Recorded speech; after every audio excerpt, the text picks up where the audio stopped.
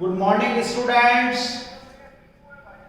आज अपन पढ़ेंगे अलग अलग माध्यमों में धारा का प्रभाव किन किन कारणों से होता है, या अलग अलग माध्यमों में धारा स्रोत या धारा वाहक कौन कौन होते हैं। तो देखिए, सबसे पहले अपन बात करते हैं धातुओं की या चालकों की, जैसे सिल्वर, फेरस, कॉपर, एल्युमिनियम। सभी धातुओं में या चालकों में मुक्त इलेक्ट्रॉन मुख्य धारावाहक होते हैं। इन चालकों के अंदर असंख्य मुक्त इलेक्ट्रॉन होते हैं और उन्हीं मुक्त इलेक्ट्रॉनों की वजह से धातुओं में धारा का प्रवाह होता है।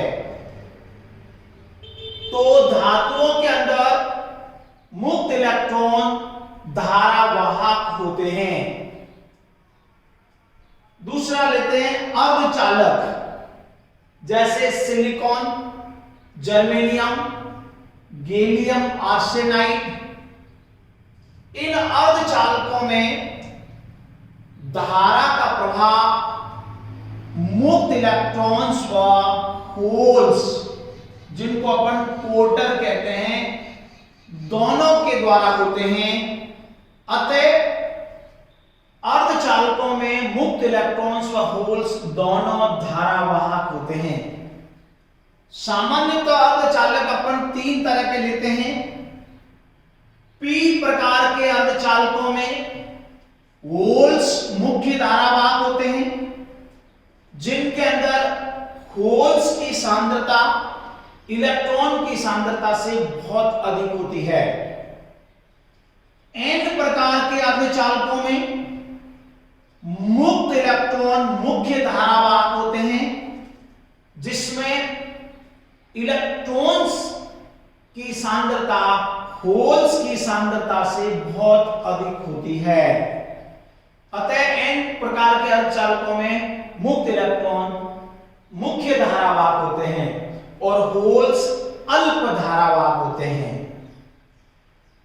तीसरा है नेज अर्धचालक, जिनको अपन बोलते हैं शुद्ध अर्धचालक। शुद्ध अर्धचालकों में धारावाहक मुक्त इलेक्ट्रॉन्स व होल्स समान रूप से होते हैं, अर्थात दोनों की वजह से धारा समान प्रभावित होती है। Ne बराबर होते हैं NH के। अब मुक्त इलेक्ट्रॉनों की गति और होल्स की गति एक दूसरे के विपरीत होती है, इसीलिए इन नेज अर्धचालकों में जो नेट धारा होगी वो होल्स व इलेक्ट्रॉन दोनों के कारण उत्पन्न धाराओं के योग के बराबर होगी। तीसरा अपन लेते हैं विद्युत अपघट्य, या द्रवों में या विलयन में धारा का जो प्रवाह होता है वो धनायनों एवं ऋण आयनों के प्रवाह के कारण होता है।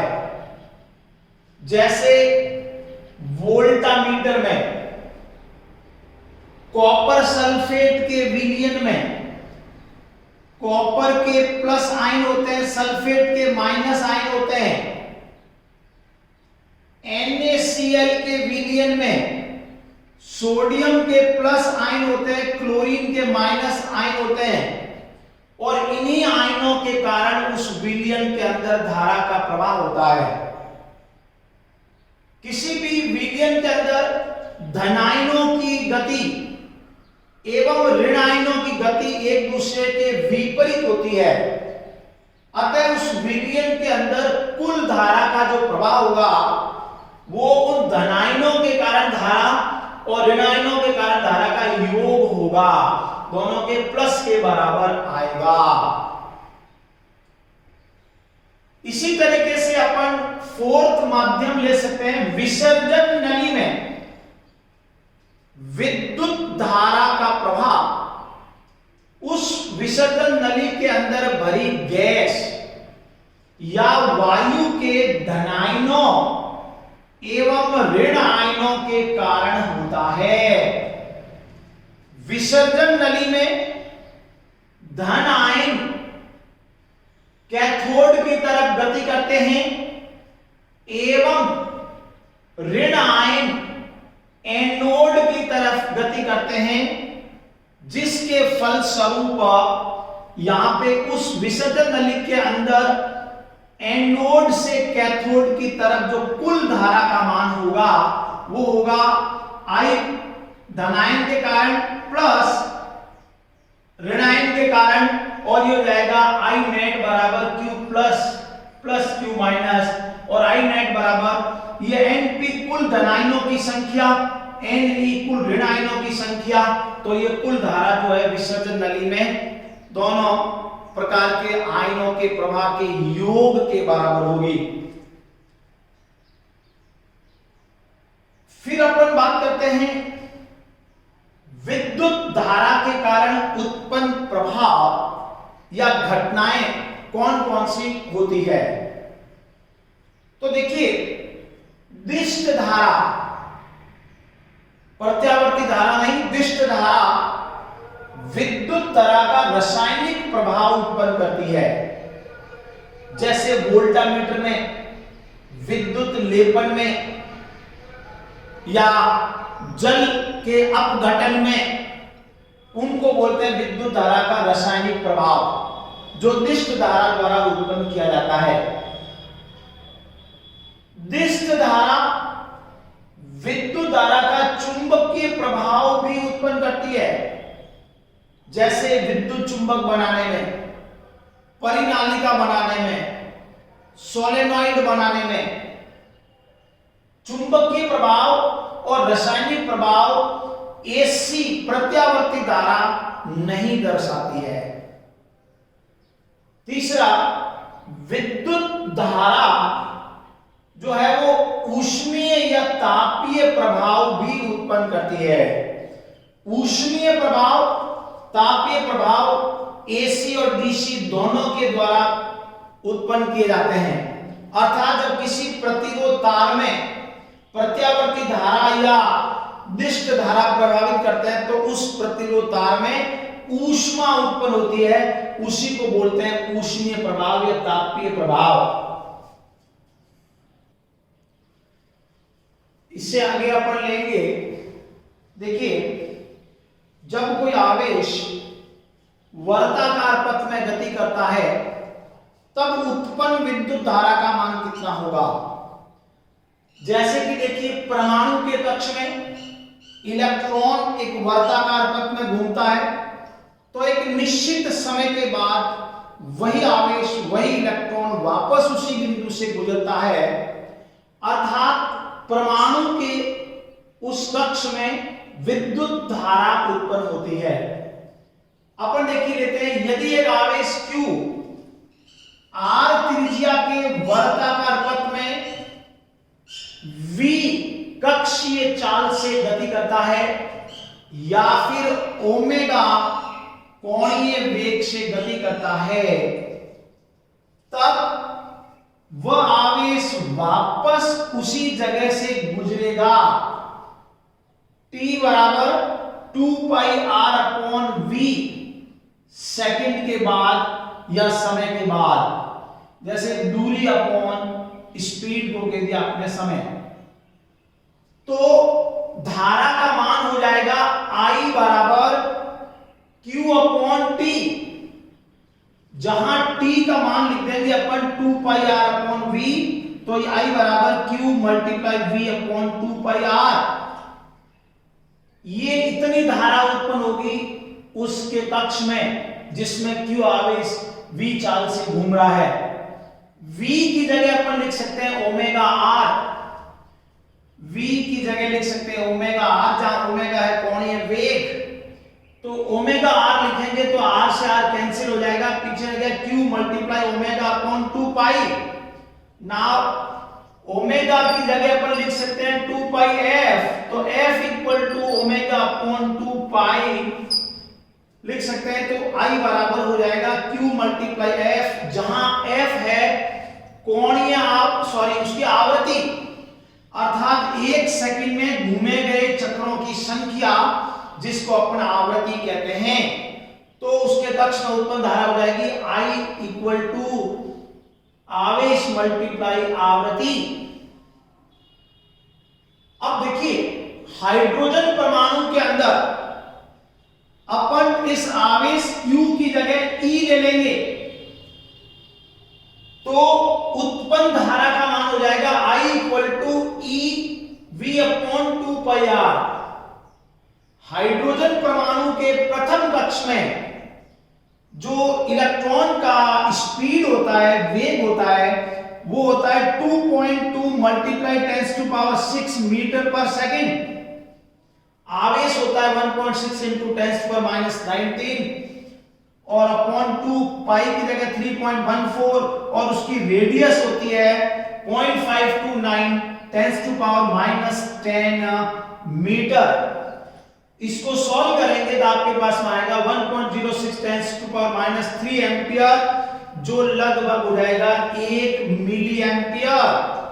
इसका मतलब हाइड्रोजन परमाणु के प्रथम कक्ष में जो इलेक्ट्रॉन चक्र लगा रहा है, उसकी वजह से उत्पन्न विद्युत धारा का मान होगा 1 मिली एंपियर। फिर अपन एक एग्जांपल ले रहे हैं। आर त्रिज्या का एक वर्ताकार लूप है, आर त्रिज्या का वर्ताकार लूप है, जिसकी परिधि पर आवेश Q है, अर्थात रेखीय आवेश घनत्व का मान लैम्डा बराबर Q अपॉन 2 पाई आर है।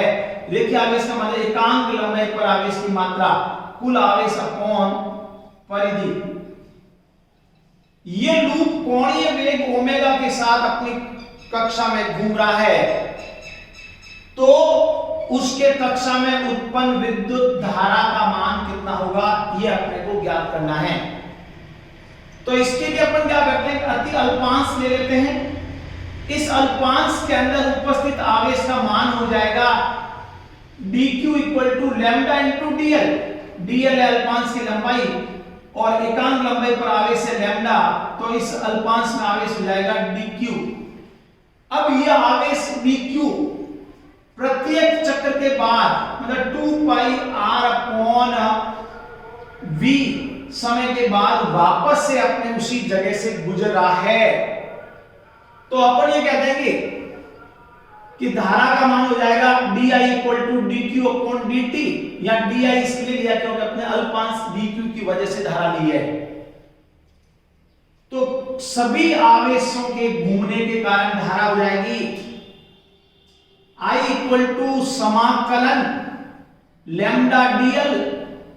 लैम्डा नियत है तो समाकलन ऑफ dl, समाकलन ऑफ dl का मतलब होता है उसकी परिधि 2 पाई r का समाकलन।